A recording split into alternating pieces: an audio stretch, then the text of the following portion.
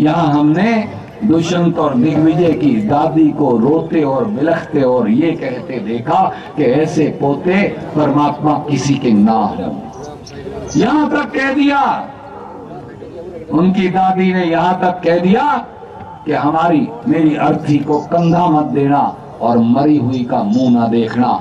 मैं एक नौजवान जिसने जींद में जन्म लिया, जो आज भी संस्कृति और संस्कार को मानता हूं, मैं आपसे पूछता हूं, मेरे बड़े बुजुर्गों, मेरे इस इलाके के मालिकों, जिन्होंने अपने दादा और दादी को जिंदे जी मार दिया राजनीति के पहले कदम पर, वो अपने इलाके के साथ क्या करेंगे, ये जरा सोचने की आवश्यकता है, बताने की आवश्यकता है।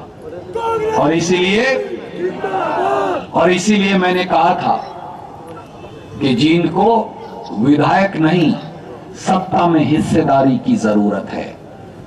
संघर्ष की धरती, बहुत दिन हम रह गए, संघर्ष आपने बहुत कर लिया, ट्रैक्टर आपने बहुत तुड़वा लिए, रैलियां आपने बहुत कर ली, गोलियां आपने सरकारों के आगे बहुत खा ली, सरकारें आपने बहुत बदल ली, सरकारें आपने बहुत बढ़ा ली, और इन नौजवानों के भविष्य को कब बदलोगे? हमारी माटी जिसके अंदर पूरा नहरी पानी मिलता नहीं, उसके भविष्य को कब बदलोगे? हमारा जींद शहर और जींद का इलाका जो आज भी तरसता है तरक्की के लिए, इसके भविष्य को कब बदलोगे? और इसलिए रणदीप सिंह सुरजेवाला ने निर्णय किया कि मैं जींद की चुनौती को स्वीकार करूंगा, क्योंकि मेरा परिवार यहाँ रहता है।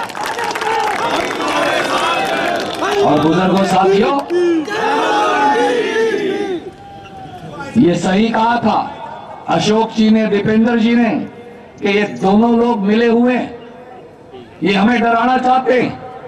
चौधरी भूपेंद्र सिंह हुड्डा के घर रेड डलवाकर कांग्रेस पार्टी को डराना चाहते, कांग्रेस पार्टी के नेताओं को डराना चाहते। अरे मोदी जी, आप अपने सहपाठी मनोहर लाल खट्टर जी को बता दीजिएगा, उन्होंने हमारे हाथ अभी देखे नहीं हैं। ना हम डरेंगे, ना दबेंगे, ना झुकेंगे। आप जितना जुल्म करना है करिए, हमारे हौसले और ज्यादा बढ़ते जाएंगे, और हम तब तक चैन से नहीं बैठेंगे जब तक खट्टर सरकार को उखाड़कर बंगाल की खाड़ी में नहीं फेंकाएंगे।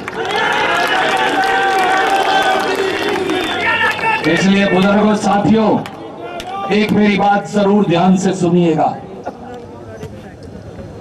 अब नया समय आ गया है, नया सवेरा, नए उदय का समय आया है। एक एक वोट जब कांग्रेस पार्टी के हक में जींद का इलाका डालेगा, जब जींद से कांग्रेस भारी मतों से जीत कर जाएगी, जब आप अपने अजीज को अपनी नुमाइंदगी का मौका देंगे, तो मैं आज कहकर जाता हूं, 90 दिनों के अंदर खट्टर सरकार अपने बोझ के तले चरमरा कर गिर जाएगी और कांग्रेस की सरकार का गठन करेंगे। इसलिए आज अगला 28 तारीख का, जब तक पोलिंग की एक एक वोट, पोलिंग का समय 5 बजे है, पर 8-8, 7-7 बजे तक पोलिंग चलती है, जो मतदाता अंदर आ जाते हैं। इसलिए 28 तारीख को एक एक वोट भुगताने की जिम्मेवारी आपकी है, पहरेदारी देने की जिम्मेवारी आपकी है।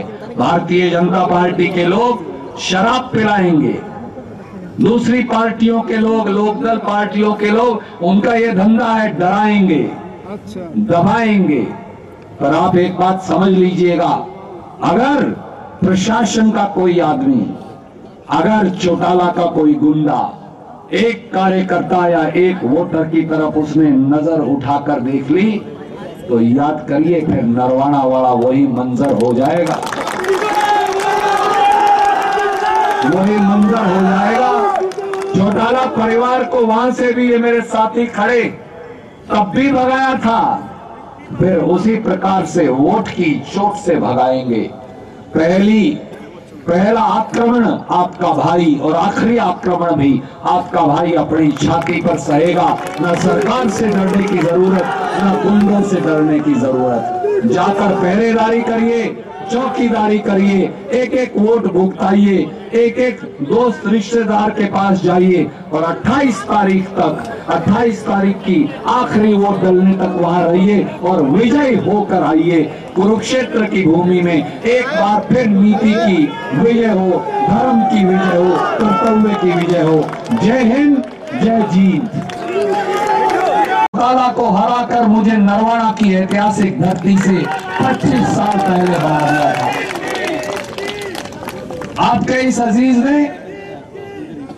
इस अजीज ने 4 चुनाव जींद की धरती पर लड़े और जब चौटाला परिवार ने षड्यंत्र के तहत नरवाना को आरक्षित करवा दिया तो 2 चुनाव फिर कैथल से लड़े, 6 चुनाव लड़े, 5 चुनाव उनमें से जीते। इसलिए ये लड़ाई विधायक बनने की नहीं, न विधायक बनाने की है। मैं आपको केवल ये कहता हूं, मेरे बुजुर्गों, साथियों, इलाके के मालिकों, मैं आपसे सुख नहीं, सुख छोड़कर जो आदमी विधायक बन जाता है, जो मेंबर पंचायत भी बन जाता है, वो छोड़ता नहीं। कहीं मेंबर पंचायत किसी को बनाओ और फिर कहो तुम इस्तीफा दे दो, वो देगा नहीं। मैं आज आपको कहता हूं, मैं आज आपको कहने आया हूं, हाथ जोड़कर विनम्रता से सर झुकाकर वहां से इस्तीफा दूंगा, आपसे तप मांगने आया हूं। मैं सुख नहीं, तप मांगने आया हूं। ये सारी चुनौतियां मुझे दे दीजिए ना, ये सारी मुश्किलात रणदीप को दे दीजिए, ये सारी तकलीफें मुझको दे दीजिए, ये सारे की सारी विषमताएं, पक्षपात रणदीप को दे दीजिए और 5 साल मुझको दे दीजिए। 5 साल में जब कांग्रेस की सरकार कार्यकाल पूरा करेगी तो आज मैं आपसे जींद की इस ऐतिहासिक धरती से संकल्प और वचन देकर जाता हूं, अगर जींद, रोहतक, भिवाड़ी और कैथल से बराबर और बढ़ के ना हो जाए तो मुझे आप फेल कर दीजिए। घबराई हुई थी, डरी हुई थी, और आज वही घबराई हुई, डरी हुई सरकार फिर दोबारा छापे मरवाने का काम हमारे नेताओं के ऊपर करती है। तो साथियों, इस घड़ी के अंदर ये चुनौती की घड़ी है। आज तमाम संस्थाओं को जिस तरीके से तोड़ा मरोड़ा जाता है, हमारे नेताओं के खिलाफ दुरुपयोग किया जाता है, मैं समझता हूं कि इस एक चुनाव से, क्योंकि लोकतंत्र में ताकत जनता की सबसे ज्यादा होती है, आप अपनी ताकत लगाइए, एहसास कराइए और इस राज को बदलने के लिए एकजुट होकर के लड़िए। राज बदलने का कांग्रेस की हवा चारों तरफ है। 5 राज्यों में साथियों हमने भारतीय जनता पार्टी का सुपड़ा साफ किया है। 3 राज्यों में कांग्रेस की सरकार बनी है। किसान मजदूर से, गरीब से जो वायदे किए, नौजवान से किए, वो आते ही उन सरकारों ने पहली कैबिनेट मीटिंग में वो बदलना शुरू कर दिए। और किस तरीके से हम किसान, गरीब, मजदूर का राज लेकर के उन प्रदेशों में आए हैं, यहाँ भी इस प्रदेश के अंदर वैसे ही लेकर के आएंगे। किसानों के कर्जे माफ करेंगे, 3-3 हजार पेंशन देंगे। जो गरीब बीपीएल परिवारों के कर्जे जिन साथियों को मिले हुए हैं, हमने कहा कि हरियाणा पहला वो प्रदेश होगा जहां पर गरीब के कर्जे भी हम माफ करेंगे। 50,000 1-1 लाख रुपए तक के कर्जे माफ होंगे। हर साथी को रोजगार देंगे। और हरियाणा जिसको पीछे ले जाने का काम इस भारतीय जनता पार्टी की सरकार ने किया, साथियों आदेश होगा, मैं यही हूँ, चुनाव तक यही डटेंगे भाई, कभी भी योद्धा मैदान छोड़ करके नहीं भागते। सरकार ने करा है, इससे याद रखना, ये जो नेता जात पात का जहर फैलाता है, उससे ज्यादा घटिया आदमी कोई नहीं हो सकता। छत्तीस बरादरी एक होगी, भाईचारा इकट्ठा होगा, तभी आप आगे बढ़ सकते हो। जो नेता इस तरह की राजनीति करता है, याद रखना वो अपने लिए कर रहा है, तुम्हारे को उसका कुछ नहीं मिलने वाला। और आपने देखा पिछले 5 साल के अंदर बीजेपी ने आपके शहर का क्या हाल करा, जींद का क्या हाल करा। आज ये लंबी लंबी बातें करने आते हैं।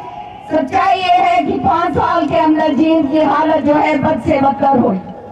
चौधरी बंसीलाल जी कहा करते थे कि 1970 के दशक के अंदर जो पैमाना होता है विकास का, वो हरियाणा को दिया था। बिजली, पानी, सड़क, नहरें, सारा का सारा। आज देख लो क्या हालात हो रहे हैं। गांव-गांव के अंदर हमने जाके प्रचार करा, इतने दिनों से मैं जा रही हूँ, जगह जगह जहाँ जा रहे हैं एक ही बात का रोना है कि बहन जी हम मर गए, हमारे पास कुछ रहा नहीं, पूरी तरह से लुट गए। व्यापारी जो भाई है उसका सत्यानाश अलग कर दिया, माताओं बहनों का नाश अलग कर दिया, हर वर्ग को जो है तरफ करके छोड़ दिया। दूसरी ओर आपके सामने ये जो दो लड़े हो गए, वो बाप, वो चाचे और भतीजे दोनों किस तरह से लड़ रहे हैं आपने अपने आप देखा। हमारे विरोधी बेशक हो, लेकिन देखकर तकलीफ मुझे भी हुई कि देखो उस बूढ़े बुजुर्ग के साथ इन्होंने क्या करा है। किस तरह से दादी जो है बिलक बिलक के कह रही है कि मेरी अर्थी के ऊपर बिना हाथ लगाएं। और आज वीरानगी की बात यह है, मैंने आज सोशल मीडिया पे देखा कि जो प्रत्याशी यहाँ पर जेजेपी के हैं वो ये कह रहे हैं कि उस बूढ़े बुजुर्ग को रोटी नहा दे महिलाएं अगर वो वोट ना डाल के आए। जब इस तरह के लोग, इस तरह के गुंडे, इस तरह के लुटेरे जब ऐसी बात करेंगे तो याद रखना आप कोई भी सुरक्षित आप नहीं रह सकते।